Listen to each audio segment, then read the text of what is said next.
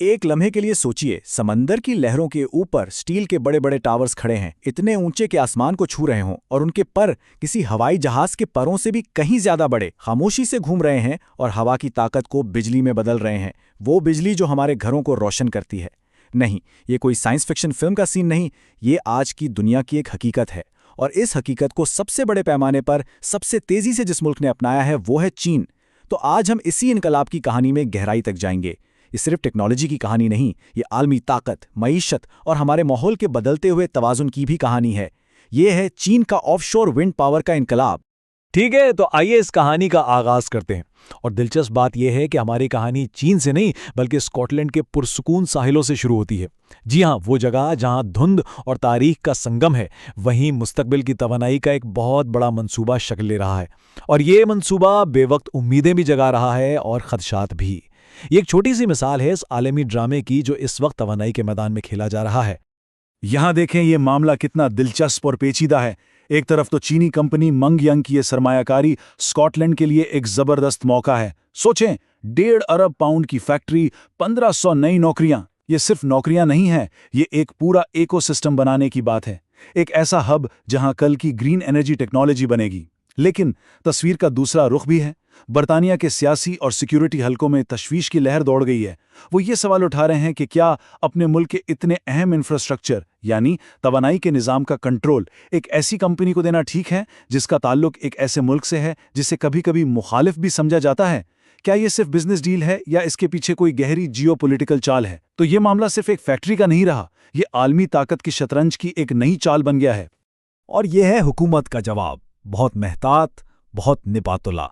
ये बयान ऐसा है जैसे कोई रस्सी पर चल रहा हो। एक तरफ मईशत को भी देखना है और सब्ज तवानाई के वादे भी पूरे करने हैं, दूसरी तरफ कौमी सलामती को भी नज़रअंदाज नहीं किया जा सकता।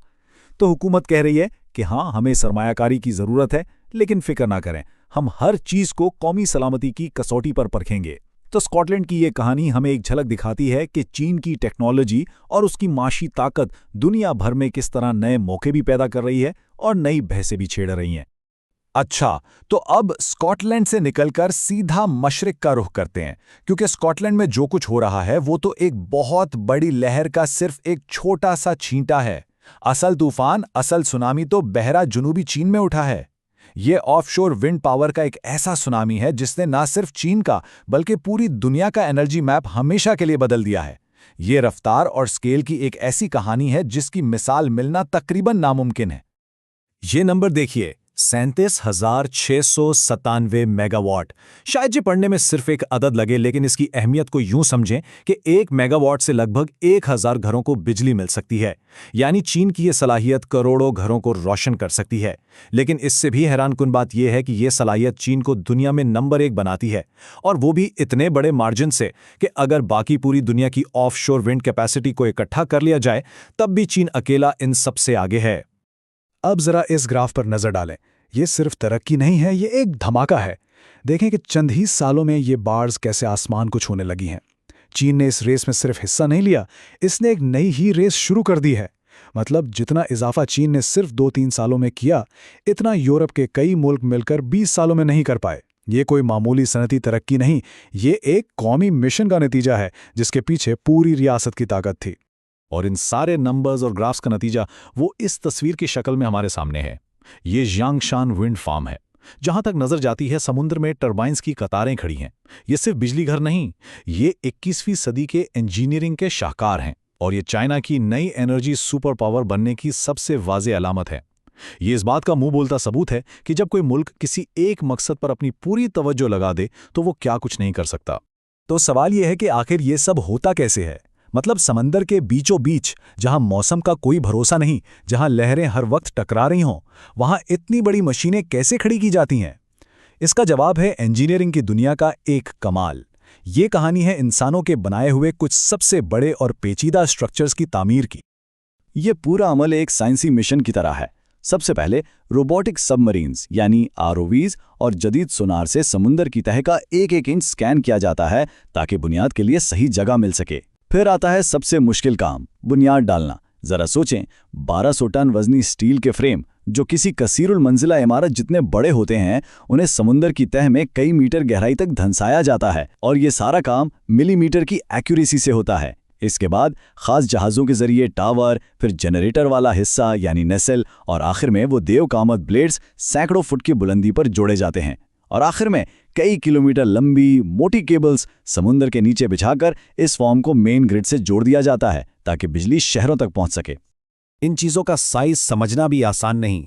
जब हम कहते हैं कि एक ब्लेड 123 मीटर लंबा है तो इसका मतलब है कि ये एक फुटबॉल फील्ड से भी लंबा है।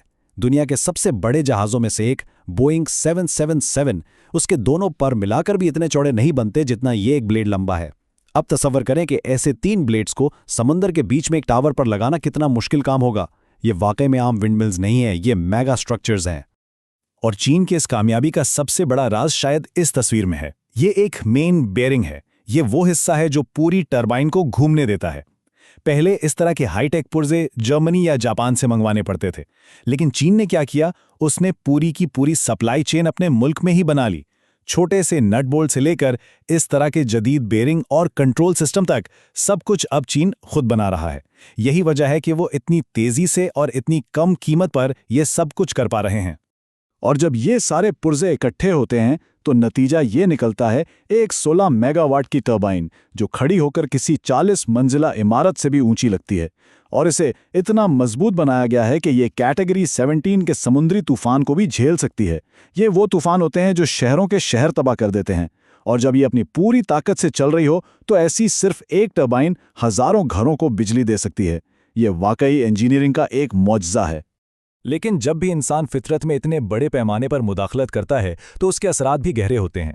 समंदर में इन देवकामत टर्बाइनों को खड़ा करना माहौलियात के लिए एक दो-धारी तलवार जैसा है। एक तरफ तो ये साफ तवानाई पैदा करती हैं, लेकिन दूसरी तरफ इनकी मौजूदगी समंदरी जिंदगी के लिए कुछ नए चैलेंजेस और कुछ हैरानकुन फायदे भी लाती हैं। तो यहाँ एक बहुत ही दिलचस्प सूरत हाल पैदा होती है। एक तरफ जब इन टरबाइनों को लगाया जा रहा होता है तो इस शोर और हलचल से व्हेल और डॉल्फिन जैसे जानवरों को बहुत तकलीफ होती है, उनका कुदरती माहौल ख़राब होता है। लेकिन दूसरी तरफ जब ये टरबाइनें लग जाती हैं तो इनकी बुनियादें मसनूई चट्टानों यानी आर्टिफिशियल रीफ्स की तरह काम करती हैं। उन पर छोटे छोटे समंदरी पौधे और जानदार घर बना लेते हैं जो मछलियों को अपनी तरफ खींचते हैं। इसके अलावा इन फार्म्स के आसपास बड़े फिशिंग ट्रॉलर नहीं आ सकते, जिससे मछलियों को एक महफूज पनागा मिल जाती है। इसकी एक बेहतरीन मिसाल है बेंथिक मछलियाँ। ये वो मछलियाँ हैं जो समंदर की तह में रहती हैं। एक हालिया तहकीक में ये बात सामने आई कि विंड फार्म के इलाके में इन मछलियों की तादाद यानी बायोमास तकरीबन डबल हो गई है। क्यों? क्योंकि उन्हें वहाँ एक महफूज माहौल मिल गया है। तो ये एक बड़ा माहौलियाती सवाल है कि क्या साफ तमन्नाई के लिए समंदरी माहौल में ये तब्दीली ठीक है? इसका कोई सीधा साधा जवाब नहीं है। तो आइए अब इन तमाम बातों को जोड़कर एक बार फिर बड़ी तस्वीर को देखते हैं। जब हम स्कॉटलैंड की जियोपॉलिटिक्स, चीन की सनती ताकत, इंजीनियरिंग के कमालात और माहौलियाती असरात को एक साथ रखते हैं तो ये साफ हो जाता है कि ये कहानी सिर्फ विंड टर्बाइन्स की नहीं है। ये आलमी ताकत के नक्शे को नए सिरे से बनाने की कहानी है। ऐसी ताकत जो बिजली के तारों से भी गुजरती है और दुनिया की सियासत पर भी असर डालती है। और ये कहानी यहाँ रुक नहीं रही। टेक्नोलॉजी की रफ्तार नाकाबिले यकीन है। जो टरबाइनें आज बहुत बड़ी लग रही हैं वो शायद कल छोटी लगने लगें। अब 18 से 20 मेगावाट की टरबाइन्स बन रही हैं। फ्लोटिंग प्लेटफॉर्म जैसी नई टेक्नोलॉजी से अब गहरे समुद्रों में भी विंड फार्म लगाना मुमकिन हो रहा है, जहां पहले यह नामुमकिन था। यहां तक कि ऐसे डिजाइन्स भी आ रहे हैं जिनमें एक ही टावर पर 2 टरबाइन्स लगी होंगी। इस सब का मतलब यह है कि ये टेक्नोलॉजी अभी मजीद आगे जाएगी और इसकी कीमत मुसलसल कम होती जाएगी। इस सब का खुलासा इस टेबल में मौजूद है। चीन की हिकमत अमली बहुत वाज़ेह है। पहले अपने मुल्क में दुनिया की सबसे सस्ती और सबसे जदीद ऑफशोर विंड टेक्नोलॉजी बनाओ, अपनी होम मार्केट पर कब्जा करो, पूरी सप्लाई चेन को कंट्रोल करो और फिर इसी टेक्नोलॉजी को पूरी दुनिया में एक्सपोर्ट करो। जैसा हमने स्कॉटलैंड की मिसाल में देखा, चीनी कंपनियां अब आलमी मार्केट में बहुत बड़े खिलाड़ी बनकर सामने आ रही हैं और ये आलमी तवानाई के निज़ाम में एक बहुत बड़ी तब्दीली का इशारा है। तो आखिर में हम इसी सवाल पर वापस आते हैं। ये बड़ी बड़ी मशीनें जो हवा को हमारे लिए रोशनी में बदलती हैं, क्या उनमें सिर्फ हमारे घरों को रोशन करने की ताकत है या ये आलमी ताकत का तवाज़ुन भी बदल सकती हैं? जैसे जैसे दुनिया पुराने ईंधन को छोड़कर साफ तवानाई की तरफ जाएगी तो जो मुल्क इस नई टेक्नोलॉजी को कंट्रोल करेंगे वही 21वीं सदी की मुआशियत और सियासत की सिमत भी तय करेंगे। और फिलहाल इस दौड़ में चीन सबसे आगे नजर आ रहा है।